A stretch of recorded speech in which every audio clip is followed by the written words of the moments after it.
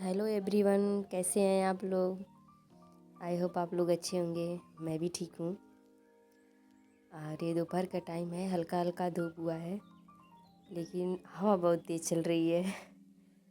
यार, दिन भर घर में रहे रहे एकदम बोरिंग सा होने लगता है। बैठ के एक ही रूम में बैठ के पढ़ना पूरा दिन पूरा बोरिंग होने लगता है। तो थोड़ा समय माइंड रिफ़्रेश करने के लिए छत पे आई हूँ।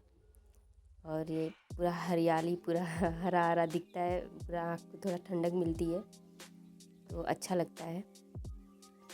और आप लोग कैसे हैं, कमेंट में ज़रूर लिखें। आप लोग की तैयारी कैसे चल रही है। और अब तो बीपीएससी का पेपर होने वाला है 13 तारीख को। 13 और 14 2 दिन है। देखते हैं आप लोग का किस दिन है, आप लोग भी बताएं। और किसका किसका सेंटर कहाँ है, किस ज़िले में है, बताएं ज़रूर। और मैं काफ़ी टाइम से छत पे आई हूँ, तो टहल रही हूँ, तो सोची हूँ कि चलो एक ब्लॉग भी बना लेते हैं। तो वही मैं बैठी हूँ और सोच रही हूँ कब ये लड़ाई जारी, कब मतलब ख़त्म होगी। यार, कितना लंबा ये लड़ाई चलेगा, कितना और पढ़ना पड़ेगा, कब तक कामयाबी मिलेगी। यही सोच रही हूँ मैं कि कब हम आज़ाद परिंदों की तरह उड़ेंगे, सब कुछ अपने हिसाब से होगा। और बस यही सब सोचते हुए पढ़ाई ले रही हूँ। और 15-20 मिनट हो गया है मुझे छत पे आए। अब मैं चलती हूँ नीचे पढ़ने। तो मैं आ चुकी हूँ नीचे। और मैंने सुबह एनसीईआरटी पढ़ा था 9th का। जैसे मैं 9, 10, 11, 12 का पढ़ चुकी हूँ एनसीईआरटी, फिर मैं सरासर मतलब रिवीजन कर रही हूँ। और एनसीईआरटी जैसे आपका ओकेब क्लियर करने के लिए और जैसे शब्दकोश बढ़ाने के लिए एनसीईआरटी पढ़ना एकदम मस्ट होता है। अगर आप आईएएस, पीसीएस या किसी भी स्टेट लेवल का एग्ज़ाम दे रही हैं, जैसे मैं तो state level exam, IAS, PCS, teaching और वनडे एग्ज़ाम जो भी होता है, मैं सारा देखती हूँ। तो एनसीईआरटी पढ़ना एकदम मस्ट है। इसको तो मतलब पढ़ना ही पड़ेगा, तब जाके ही कुछ मतलब होने वाला है या क्लियर होने वाला है। बिना इसको पढ़े समझ लीजिए कि मतलब आपका ओके भी नहीं क्लियर होगा। क्या दिया गया है और क्या नहीं है, सारा मतलब एनसीईआरटी से ही आप पढ़ के अपना बेसिक क्लियर कर सकते हैं। और एक जो होता है ना शब्दकोश, अपना अपना शब्दकोश एनसीईआरटी पढ़ के आप बढ़ा सकते हैं अपना। तो आप लोग देख ही रहे हैं कि मैं हाईलाइट कर चुकी हूँ पहले से। और उसको मैं एक बार जो मस्ट है उसको सरसरी नज़र से देखते हुए और मैं न्यू चैप्टर पे जा रही हूँ। और जो होता है ना, जैसे एनसीईआरटी में कई वर्ड ऐसे होते हैं जो समझ में नहीं आते हैं, तो मैं उसको क्या करती हूँ, उसका संधि विच्छेद कर देती हूँ। अगर संधि विच्छेद कर देने पे उसका अर्थ अगर स्पष्ट हो जाता है तो ठीक है, और उसके बाद उसको हम नोट कर लेते हैं, किताब में ही कहीं या अलग पेज पे उसको नोट कर लेते हैं। और नोट करके उसका संधि विच्छेद कर लेते हैं, और समझ में आ गया तो ठीक है, नहीं तो आप लोग को तो सबको पता ही है कि तुरंत गूगल कर लो, तो गूगल भी हम कर लेते हैं। तो इस तरह से एनसीईआरटी मतलब बहुत लोगों को ऐसा मैंने सुना भी है कि एनसीईआरटी पढ़ना बहुत कठिन है, उसके शब्द ही समझ में नहीं आते हैं, इतने टफ होते हैं। तो मुझे ऐसा कुछ नहीं होता है।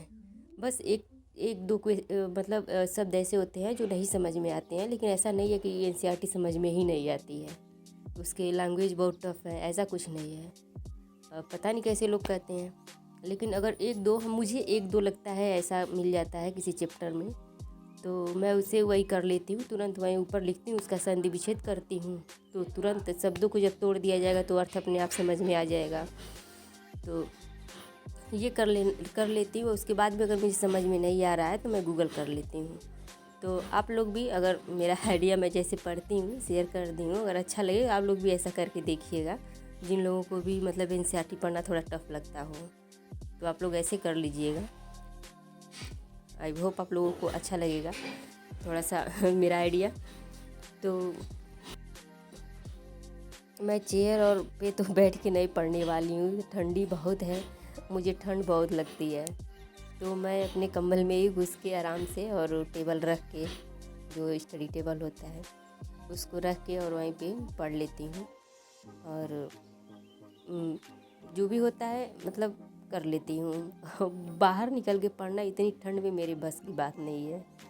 और वही मैं एनसीईआरटी ही देख रही हूँ पूरा, एक बार रिवीजन हो जाए बस। और रिवीजन के साथ ही प्रैक्टिस सेट भी लगाना है बीपीएससी का, और भी सारी चीज़ें हैं, सब रिवीजन करना है। एनसीईआरटी जब भी आप लोग पढ़े ना, तो सबसे पहले जो उसका डेट होता है उसको अलग पेज पे आप लोग लिख लें, ताकि फिर से पूरी बुक ना पढ़ना पड़े। जैसे अलग से डेट याद करने के लिए, तो उसका डेट याद कर मतलब अलग पेज पे लिख के या तो चिपका दें आप लोग, या फिर उसको कहीं सामने ही रखे रहें कि जब पढ़ने का मन हो तो उसे पढ़ लें।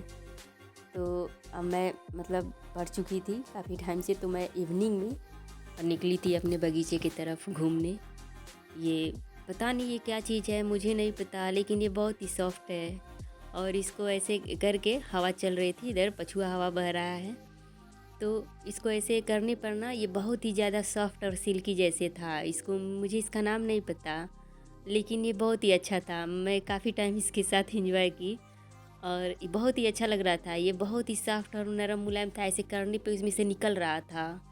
ये क्या है मुझे नाम इसका नहीं पता है, अगर आप लोगों को पता हो तो इसको कमेंट में ज़रूर बताएं ये क्या चीज़ है। लेकिन ये बहुत ही अच्छा था, उड़ रहा था, दूर दूर तक ये उड़ते हुए जा रहा था। और जैसे यार घर में बैठ के पढ़ते पढ़ते दिमाग तो ख़राब हो ही जाता है, हाथ पैर पूरा बंद, जैसे लगता है कि अब पूरा बंद ही हो गया है। तो टहलने निकलना भी तो ज़रूरी होता है। तो फिर मैं चली गई घूमने अपने बगीचे की तरफ, खेतों में थोड़ा सा। पूरा गेहूँ, अगर गांव से होंगे तो आप लोग समझते हो गेहूँ का सीज़न है, गेहूँ अब सबका बुआ गया होगा और चारों तरफ हरियाली हरियाली, तो छोटे छोटे निकल गए हैं गेहूँ। मैं वही सब देख रही थी, बहुत ही मतलब अच्छा लग रहा था।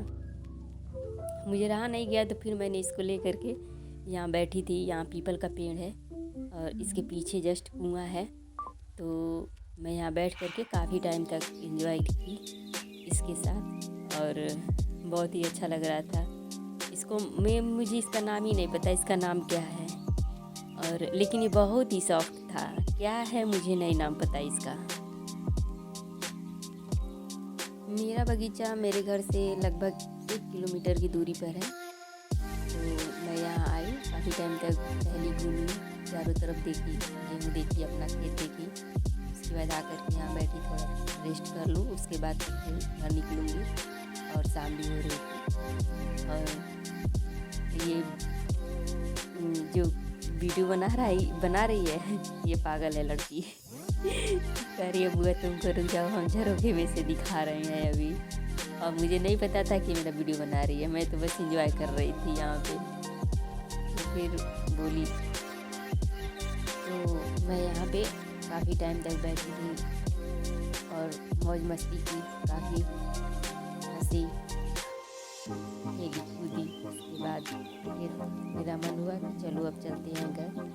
तो मैं यहाँ लगभग 10 से 15 मिनट बैठी थी, और इधर गांव से महिलाएं भी जा रही थी, तो पूछ रही थी कि बहनी आप यहाँ क्या कर रही हैं बैठ के। मुझे लगा मुझे यहाँ नहीं होना चाहिए, अब चलो चलते हैं घर। तो बस अब ठंड भी लग रही थी, मैं अपना वो उसके बाद अब निकलने वाली थी। वहाँ पे मेरे भाई साहब भी आ गए, तो हम कहे चलो अब यहाँ से जल्दी निकलते हैं, नहीं तो कहेंगे ये क्या कर रही है यहाँ पे आके बैठ। फिर मैं निकली वहाँ से, और मैं काफ़ी इंजॉय कर रही हूँ। और आई होप आप लोग को ये वीडियो अच्छा लगा होगा। थैंक यू, मिलते हैं नए ब्लॉग में। Bye bye.